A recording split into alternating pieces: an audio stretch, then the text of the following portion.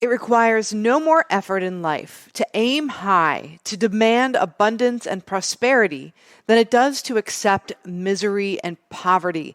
And that is one of my favorite quotes from Napoleon Hill in terms of growth and goals. But this also can be applied to building relationships, and without relationships, you are not stepping into your fullest potential. So stick around for today's episode where we talk about the idea of having an outward mindset and the positive impact it can have on you and those around you.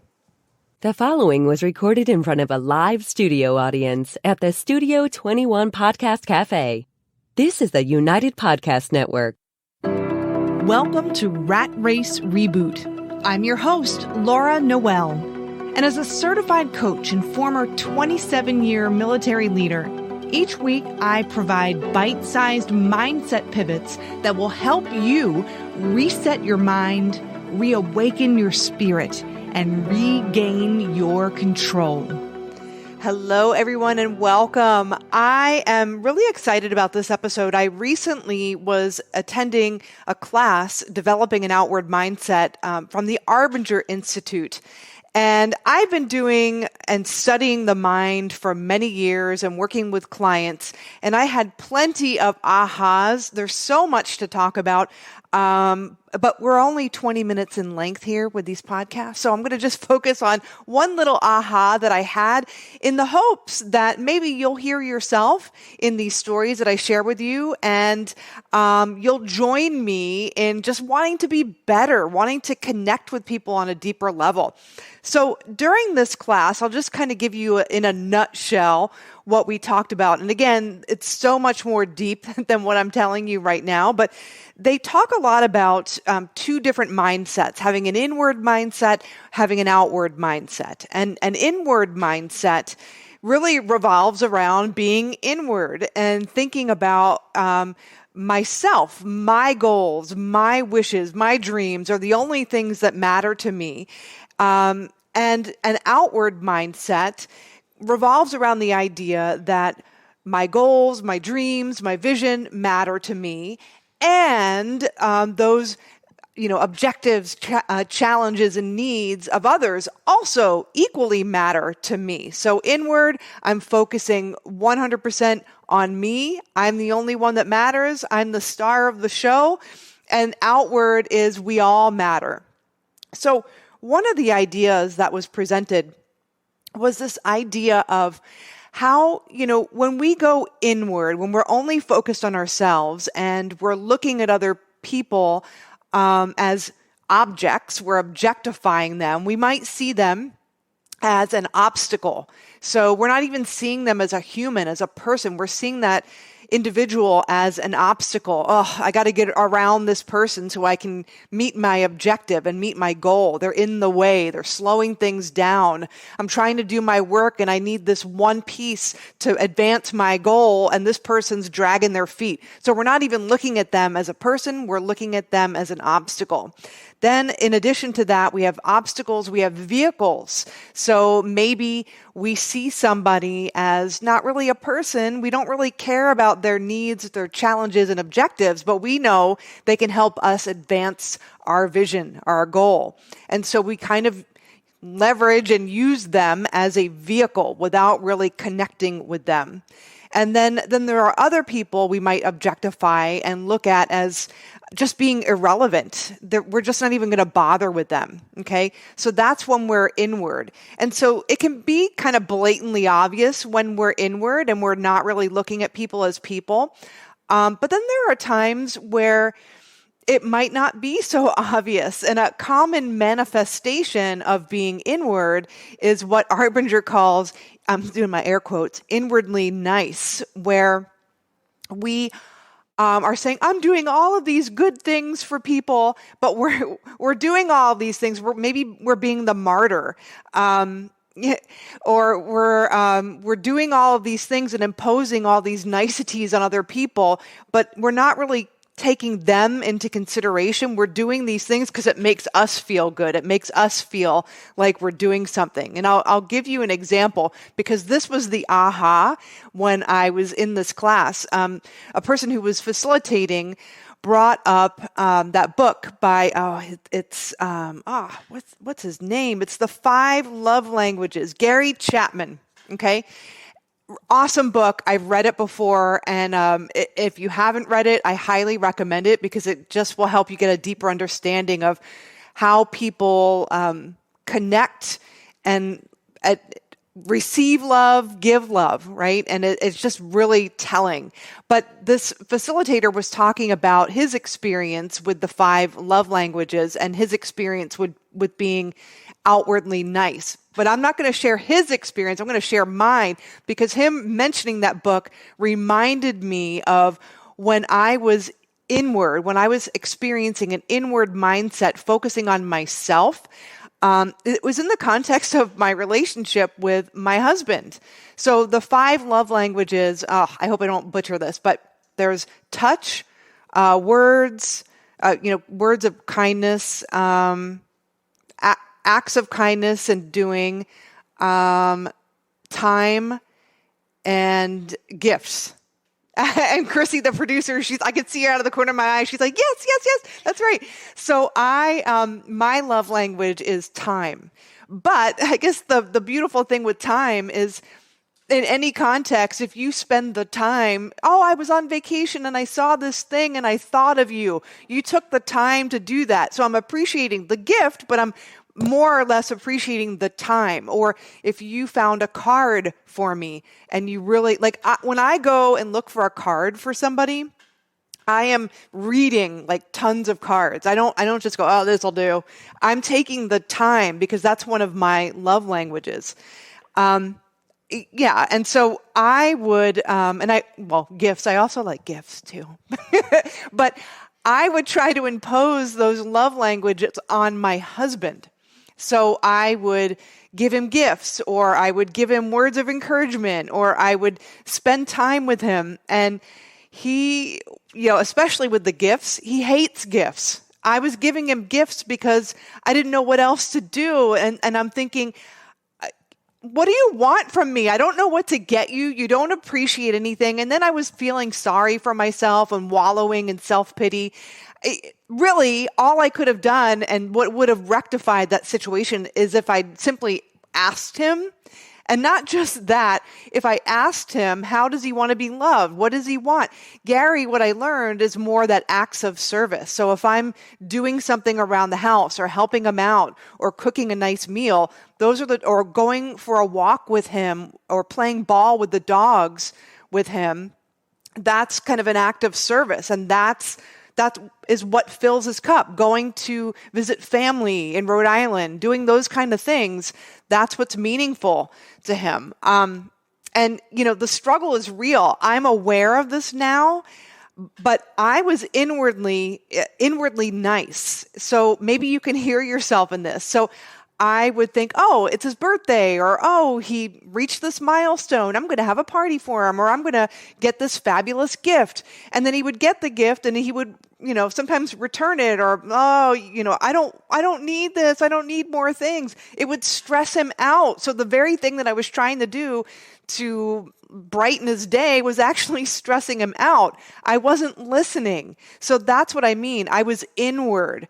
My objectives of giving him a nice gift and being the one to make him happy, which, by the way, nobody can make you feel anything. I can't make him happy. He can make himself happy. I can make myself happy, but you can't change somebody's feelings about themselves. That comes from within. That's an inside job. So it really kind of was about me. And then I was thinking back to when I joined the military and I was leaving for MEPS and going to basic training. My mom had taken me out. My boyfriend, my mom's husband, we all went out to eat that night. And my mom was very much trying to get me to eat the chicken teriyaki. I'll never forget it. She kept saying, I was looking at the menu thinking, what do I want? Like it was my last supper, right? I was only going to be in basic training for 6 weeks, but I was looking at this as my last supper. What do I want to eat before I eat chow hall food? And my mom kept saying, there's chicken teriyaki on the menu. Try the chicken teriyaki. Laura, it was like, I would have made her happy by ordering and eating the chicken teriyaki, not because it was something that I wanted, but because she had in her mind what she wanted from me. She wasn't taking into account my needs, my challenges, and objectives. Yes, of course, my mom loves me, and she was probably stressed out that her baby was leaving, maybe not even thinking it through. But on the receiving end of that, I kind of felt unheard. I didn't feel seen. I was like, oh my God, I'm leaving. Can I just do what I want? I'm going to be told what to do for 6 weeks, how to dress, how to act, how to speak, how to stand at attention, when to run, when to lift that thing. Can I please just get a burger? If that's what I want. So being on the receiving end of, somebody's energy when they're being inward, when they're being inwardly nice, doesn't feel very good. Another thing is we see this in organizations all the time. I mean, think about your organization, your place of work. How many projects or initiatives have been started to help other people? And how many times in your organization have sometimes the top leaders or the people organizing that thing or that change, how many times have they not included the people that it was going to impact the most, the people they were most trying to help, whether it's the employees or the client or the customer, right? So we're doing these things because we feel that it would be helpful to the person because it makes us feel good. But in all actuality, we don't really know if it's going to help that person. So how can we start to shift this? Because when we stop to ask the question, when people feel seen, that in and of itself can build a relationship, and it can build trust. And you'll be able to accomplish much more together. I was just thinking about even in organizations with recognition programs. I can recall going through the Air Force and, we had our recognition programs, our quarterly awards, different levels of awards, our annual awards, time off, you name it, just recognition in front of people. But we might recognize somebody for an outstanding job, but in the way that we recognize somebody might feel like punishment to them. It doesn't feel very good. So doesn't it make sense if truly our desire is to help people be seen and valued? Doesn't it make sense that we kind of see them first and at least ask the question and then listen? So how do we start to do that? Well, one is to become aware, first and foremost, that we all go inward at times. I know I go inward. If something happens and I'm not really thinking, I can go inward and be thinking about myself. I'm telling you, the struggle is real. My husband's 50th birthday is coming up this month. And I started to revert back into my old pattern. I'm so glad I went to this class to remember our love languages because I want to get him a gift and I'm feeling all stressed out and pressuring him. What do you want? Where do you want to go? Do you want to have a party? Who do you want to invite? And all the guy wants to do is go to a concert with me and maybe go grab a bite to eat beforehand. I need to listen. That's what he wants. That's what the guy wants, right? So the struggle is real. I was going inward because I have this idea in my mind. I want to make him feel special. Well, I can't make him feel special. If he can make himself feel special, but if I want to really give him what he wants and kind of align myself to, the things that bring him joy, then doing things with him, going to that concert and, letting him choose the restaurant he wants to go to, whatever it is that he wants, and doing those things.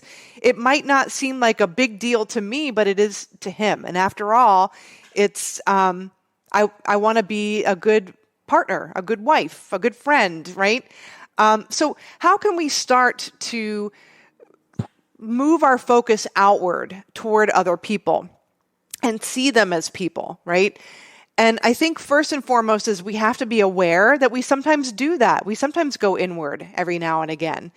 But be aware first and foremost, and then start to see other people and practice it in small ways. And this is where Napoleon Hill's quote comes in. It doesn't take more effort or time to do that. Think about how many times you might go to Target or the grocery store and you're not even looking up at the person who's checking you out and cashing you out, and you're just scrolling on your phone, right? So what if you just took 30 seconds? What if you just put your phone away while you're checking out, be present, look the person in the eye, ask them how their day's going, and say thank you. Just extend that love, that connection. Be present with them. I guarantee you it's going to be so much appreciated. This was kind of an emotional thing for me. And I remember this, and it's 16 years later. My father was living with us, and he was terminally ill. And, during the later months, he was with us for a year. And maybe during the last 6 months, we were calling the ambulance a lot. He had to take the ambulance to the ER. It had become a routine. They called it failure to thrive. And he kept coming home, and it was just this cycle. And there was one gentleman in particular in the ambulance who had come to my house a few times. And one of the last times, I think it was the last time, he kind of saw the writing on the wall, and he picked my dad up, and I followed the ambulance to the hospital, which was right down the street. And as I was going in to the ER, he was coming out, and he gave me a Hershey's kiss. And it was just the look that he gave me. I don't remember what he said. I just remember how I felt. I felt seen. I felt in that moment that somebody understood the struggle. And I just felt so much empathy coming from him. And it was just a really short exchange. That just filled my heart during a really, really difficult time. So you have no idea the impact that you can have on other people. And this is 16 years later, and I still feel like my eyes get welled up when I think about that story, because it just touched my heart in such a beautiful way. I don't know if that person even realized what he was doing and the impact that he had, but I'm so grateful in that moment where I was just feeling so broken and vulnerable that I could look out to somebody and see that empathy and that care and concern. And it didn't take any more time. He was walking past me anyway. It was just a really quick exchange. So I want to just pose a challenge to each and every one of us today. And that is, when you're going about your day, be aware and make a concerted effort to be outwardly focused and see people around you, people who are maybe in a rush. Maybe somebody cuts you off in traffic, and instead of jumping to a conclusion and taking it personally, what if you saw that person as a person and considered, we don't know what people are going through. Maybe their spouse is in the car and they're having a baby. I don't know. Or maybe they're rushing their pet to the emergency vet. You don't know what is going on with people. So maybe just see them as a person with needs, challenges, and objectives. And maybe even get curious about the people around you and learn something new about them. They will feel seen, and it will be an amazing way for you to just build relationships with everyone around you. And you have no idea where that will lead you and where that will take you. So I hope this has been helpful for you. This was a big aha for me. And again, personal development and mindset work is not one of these once and done kind of things, set it and forget it. I make learning a part of my everyday, and I question, why am I feeling this way? Why did I react in this way? What can I learn about myself and someone else today? And my life is so much richer as a result of that. And so I want that for everyone. So that's my challenge for all of us today. See people as people and get really curious. So we're going to end today's episode like we normally do, and that's in taking inspired action. And I might say if being more present with people and seeing people as people is something that you strive to be better at, maybe put that in the back of your mind for this. So wherever you are, just take a deep inhale through your nose and exhale. Take another deep inhale and exhale. And take one last deep inhale and then exhale, releasing any signs of tension. And think about how you might show up if there were no obstacles, you had no time constraints, and you made everyone with whom you came in contact feel like the most important person in the world. What would that look like? How would it feel being you, being completely present with the people you're spending time with? And you weren't concerning yourself with work or rushing off to an appointment or making that phone call. You weren't preoccupied with other things. And within that exchange, whether it be 5 seconds or 5 hours, 5 days, whatever that is, you were seeing those people around you as people. You were present, locked in, locked on, and it just felt joyfully so for you.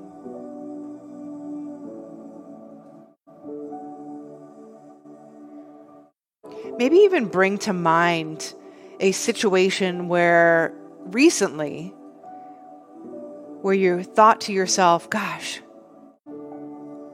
I was really checked out. I wish I could have a do-over. Bring that scenario to your mind. And there's so much power in your subconscious mind. Create a do-over right now. If you could relive that circumstance with that person or those people, what would that look like? How would you show up? How would it feel being you in that moment again? Would you be present? Would you feel calm and relaxed?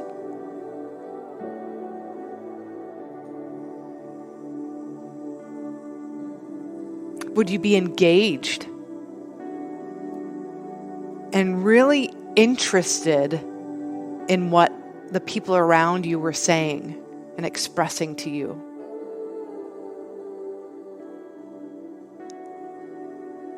What kind of collective energy are you creating, and how does it feel being you?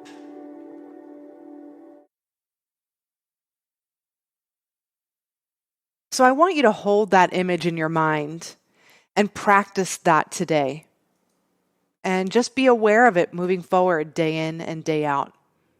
I hope you enjoyed today's episode. I'm really grateful you joined us.